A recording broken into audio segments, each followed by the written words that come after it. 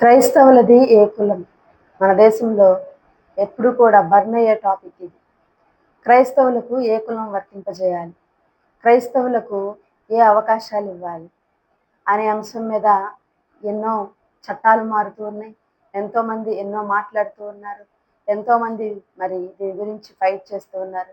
అయితే ఈరోజు నా ప్రియ క్రైస్తవ సహోదరి సహోదరులందరికీ కూడా నేను చేసే విన్నపం ఏంటంటే, ఇది కులం కొరకు కొట్లాడే సమయం కాదు. రిజర్వేషన్స్ కొరకో లేదంటే కులాన్ని బట్టి వచ్చేటువంటి బెనిఫిట్స్, కులాన్ని బట్టి వచ్చేటువంటి ఒక భద్రత, కొన్ని చట్టాలు ఇవన్నీ కూడా ఉన్నాయి.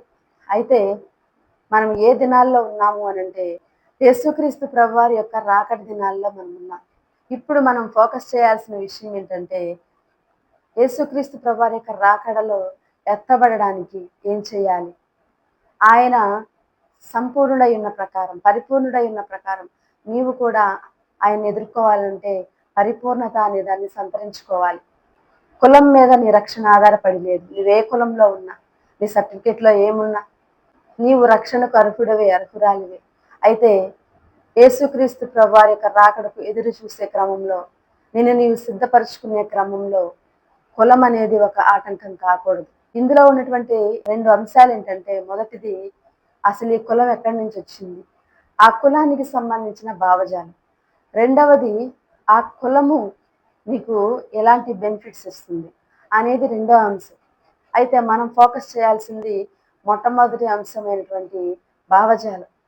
దాన్ని గనక నువ్వు పట్టుకొని ఉన్నట్లయితే, మరి యేసుక్రీస్తు ప్రభువారి యొక్క రాకడలో ఒక సంపూర్ణమైనటువంటి వధువుగా నువ్వు నిలబడగలవా?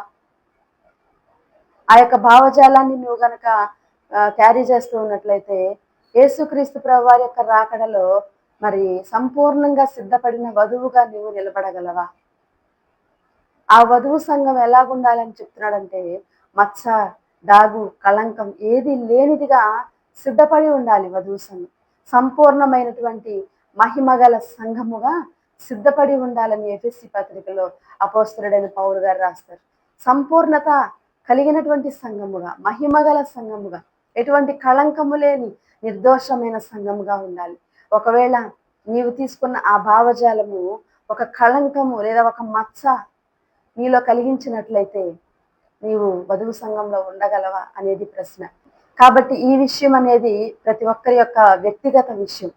వారు ఏం చేస్తారు, ఎలా ముందుకెళ్తారు అనేది అది మీ వ్యక్తిగత విషయము. అయితే యేసుక్రీస్తు నామంలో పరిశుద్ధాత్మ నడిపింపును బట్టి కేవలం ఒక సలహా మాత్రమే మీకు ఇవ్వాలని నేను ఆశిస్తూ ఉన్నాను.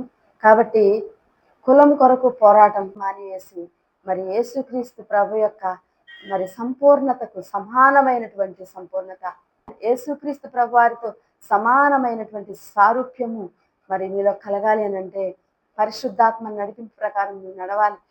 పరిశుద్ధాత్మ దేవుడు ఏం చేయమంటున్నాడో నువ్వు తెలుసుకోవాలి. వేటిని విడిచిపెట్టమంటున్నాడు, వేటిని పట్టుకోమంటున్నాడు, ఎలాగ సిద్ధపడమంటున్నాడు అనే విషయాలు నువ్వు ఎప్పుడైతే గ్రహించగలుగుతావో, మరి యేసుక్రీస్తు ప్రభువారి యొక్క రాకడలో నీవు ఎత్తబడే గుంపులో ఉండగలవు. అటువంటి కృప ఈ వీడియో చూసిన వారందరికీ కూడా ప్రభు అనుగ్రహించునుగాక. ఆమేన్.